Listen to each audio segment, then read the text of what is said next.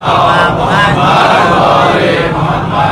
پھر بھی انسان سے گناہ ہوتے، اور گناہوں سے بچنے کے لیے ہمارے معصومین نے نمازیں بتائی ہیں. نماز توبہ بہت پیاری نماز ہے، کیونکہ بہت سے گناہ ایسے ہوتے ہیں جس کی ہمیں خود خبر نہیں ہوتی.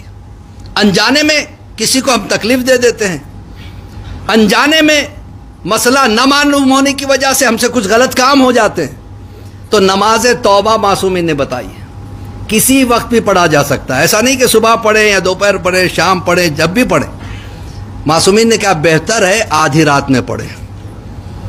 کہا ایک مرتبہ پڑھے کم سے کم ہفتے میں، نہیں ہو سکتا تو مہینے میں، نہیں ہو سکتا تو سال میں ایک مرتبہ، تو اس وقت تک کا کھاتا ایک دم صاف ہو جاتا ہے. اور بہت آسان نماز ہے. یہ نماز دو کر کے 4 رکعت پڑھی جاتی ہے. نیت کریں گے کہ 2 رکعت نماز توبہ پڑھتا ہوں میں قربتاً اللہ. اللہ اکبر. 1 الحم، 3 مرتبہ قل اللہ احد، 1 مرتبہ قل اعوذ برب الفلق، 1 مرتبہ قل اعوذ برب الناس. ہر رکعت میں یہی پڑھیں گے. پہلی رکعت میں یہی، دوسری رکعت میں نہیں. تشہد سلام پڑھیں گے، پھر دوبارہ نیت کریں گے، پہلی میں یہی، دوسری میں یہی.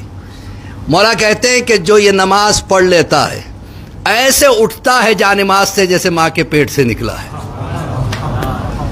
سچ بتائیے، اگر ہمارے معصومین ہماری پشت پناہی پہ نہ ہوتے تو ہمارا کیا ہوتا؟ کس بیس پہ ہم جنت کی امید رکھ سکتے تھے؟ کس بیس پہ؟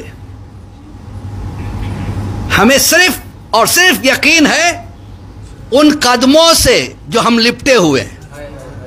نہیں، شاید نہیں پہنچا سکا میں.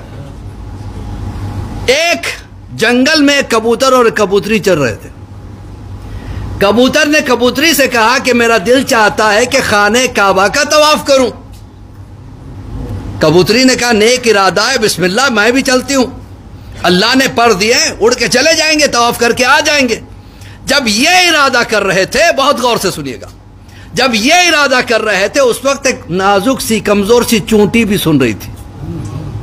اس نے بھی ارادہ کر لیا، لیکن فرق ہے ان کے ارادے میں اس کے ارادے میں. ان کے پاس طاقت ہے، پر ہے، اڑ کے چلے جائیں گے. یہ بیچاری کیا کرے؟ اس نے فوراً فیصلہ کیا مجھ میں طاقت نہیں تو کیا ہوا، طاقتور کا سہارا لے لوں. وسیلہ سمجھ میں آ رہا ہے نا؟ آگے بڑھی، کبوتر کے پیر سے لپٹ گئی. جب کبوتر اڑے تو یہ بھی اڑی، پر نہ تھے مگر اڑی. مکہ جب یہ پہنچے یہ بھی پہنچی بلا فصل. جب وہ طواف کر رہے تھے یہ بھی کر رہی تھی. وہ اپنی طاقت پہ کر رہے تھے، یہ ان کی طاقت پہ کر رہی تھی. تو عزیزان محترم، ہمیں بھی اپنی طاقت کے بلبوتے پہ جنت پہ جانے کا یقین نہیں ہے، لیکن جن کے قدموں سے لپٹے ہوئے ہیں.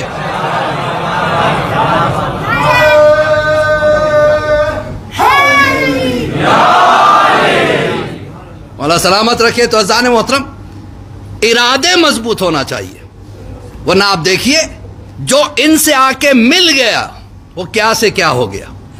جناب نجمہ خاتون بہت بڑی ہستی کا نام ہے. امام